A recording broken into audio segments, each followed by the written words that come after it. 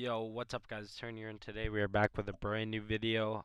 So we are starting to kind of wrap up off season. A lot of the rosters are getting announced. I wanted to wait to just make sure that I kind of had all the rosters right before I really made any videos like on individual teams. Obviously, as you guys know, I did make a roster mania video of my predictions of the rosters, and I'm not gonna lie, I kind of missed on quite a few of them. But it is a guess, so. But yeah, so the first roster we're gonna be talking about today is Faze. So for this Faze roster, obviously they drop RCDs, pick up Slasher. Um, I've kind of talked to you guys a lot on Instagram and stuff like that about like your guys' opinions on like what you think the roster move was, whether it was a lateral move or whether they got better, worse. I think a lot of people said worse. I have a little bit of a different opinion, but I just want to kind of bring up the points that were brought up to me and just like some from my own on why it could possibly be worse. Um, so the first thing I kind of want to talk about is I think it was an anomaly year for FaZe. Um, I don't think you're ever going to see them not win an event in a year again. Regardless of who was on that roster, whether it was RCDs or was Slasher. I think that these rosters are very kind of hard to make changes for when you're talking about a team that's just stacked with talent. Obviously, they said leadership was a lot of it. I think it was, but something that I've kind of seen other people talk about, just like from watching tactical rap videos, stuff like that, and just like what the kind of community thought, is I don't really think they were gonna make a change until Dashy tweeted he was an FA, and obviously BZ said some stuff on stream about him or about FaZe, like they didn't want Dashy. I think this might be untrue just because the timing of Arcidy's tweeting out FA, literally right after Dashy. Um, and whether that move would have been right or wrong, I think it's probably wrong. I think that if you had Dashy on this team, I think it's super stuck with talent, obviously. Leadership, I think, is something in COD that a lot of people kind of overrate. Personally, I don't really think it's that big of a thing. I think if you do have four very good players, I mean, and obviously with these players like Simp, I mean, Simp's very knowledgeable, very intelligent. Abizi's a little faster, so it's kind of harder for him to play like that. You also have Cell, um, and he's more on the quiet side, but then again, like, you never know. You had Dashi, and that could be a recipe for success. Obviously, with like anything, you just never know how it's going to work until it actually happens.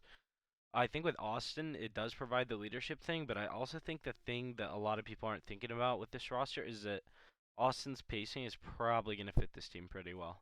Now, I didn't think Alex was bad. I think he had an off year, and I think that kind of messed them up. I wouldn't solely put the year on him. I think multiple people underperformed throughout the year, but at certain times, especially in grand finals. I know BZ had a few where it just he didn't play very well, but I don't think you're gonna kind of see repeat performance of that in the next game. I think as long as the next game is like a little more consistent. I think this year was super just kind of random. I mean, you had LEG winning Major 2. The only people that won two events is Thieves, who got good at the end of the year at the right time. And that was the only event that was super close, so I guess you can make that argument. But I think in terms of just looking at it, like, I don't think they could possibly not win an event just like with the trio they have. I think you could probably slot just about anybody in there and they're going to win. I think the fact that you have Austin kind of helps. I think Slasher's pacing, I talked about it a little bit earlier, but like he is faster. And Alec was pretty fast when he first got there. Obviously, he was running a flex on Huntsman.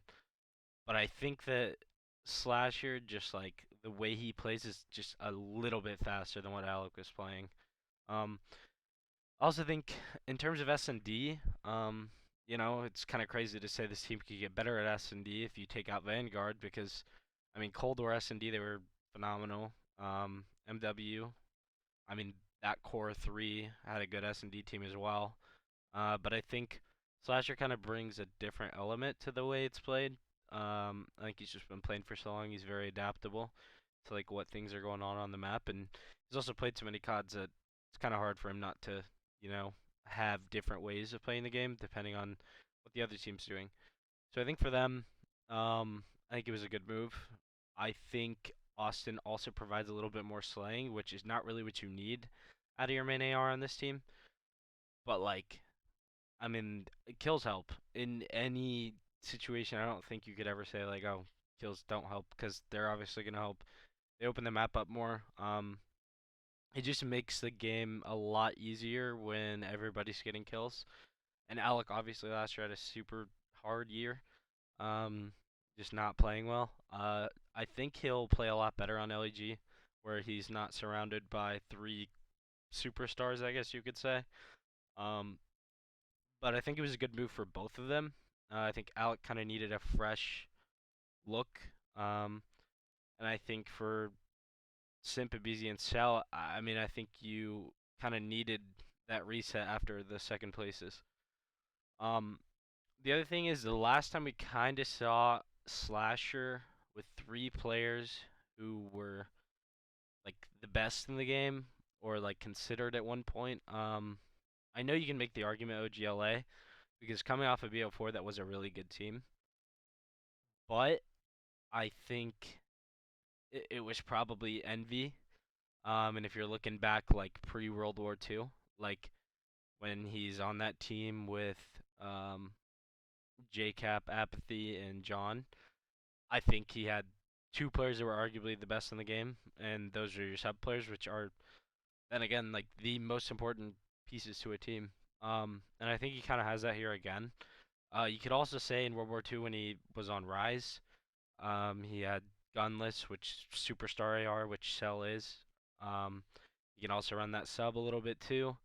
I also think, like in terms of his subs, Simp is like a more talented Looney. I think he's very intelligent, especially like you kind of seen it since he came into the league. And then TJ Haley wasn't really that aggressive sub, but I mean like the newer style of CODs, I think a BZ fits well. So I think in terms of this team, I think it made sense. Um, I think for Austin, it'll just be a matter of trying to keep everybody on the same page, not letting egos kind of get out of hand, because I think we kind of saw that with teams of the past that were really good. Like the only way you can really break up a dynasty team, and whether you guys consider these guys a dynasty or not yet, I mean they do have two rings as a core three. Um, I think they'll kind of continue to do what they're doing, and the only way they get slowed down or they split up is themselves. I don't think there's another roster you could really put together that has more talent. I think you could make some arguable rosters, but I mean that's also stretching, you know. Like you can't really get players off certain teams that are locked up, things like that. Also, you never know how it's gonna work. Um, Majority of the time, you need leadership from that fourth player if you're gonna stack your other three with talent, who are normally more quiet if you're getting more kills, and that's just kind of the way COD is. But I think this made the most sense um, out of some of the moves that were made this offseason. I don't think it was lateral. I think you got a little bit better, not by much, but like I think you definitely got a little bit better. And I think for other teams, I think it's kind of just going to be about you're going to have to shut the superstars down on this team. Um, and I think the element that Austin adds is when Austin gets to like a finals or something like that, he's normally very efficient and very good in them. So I think that is kind of scary for everybody else because you're gonna have to knock them out before they get there. They're probably gonna take it just based on like what this team looks like in some of the other rosters. I think some of the other rosters would have benefited from making a change for one or two people. I think Optic is the main team I'm looking at because that's the only team that really has like the equivalent talent to Faze. And even then, like there's still an argument Faze is better. So, but yeah, if you guys enjoy this video and you want to see more off-season content, make sure to leave a like and comment down below what team you want me to do next. Confirm teams only for now. If we get into it, maybe I'll start uploading more than two a week. And I kind of want to have this content just until MW2 comes out. I'll have some beta gameplay when the PC beta is allowed. But yeah, so leave a like, comment down below what you guys thought of the video, what you guys thought of the change, and I'll see you guys in the next one. Peace.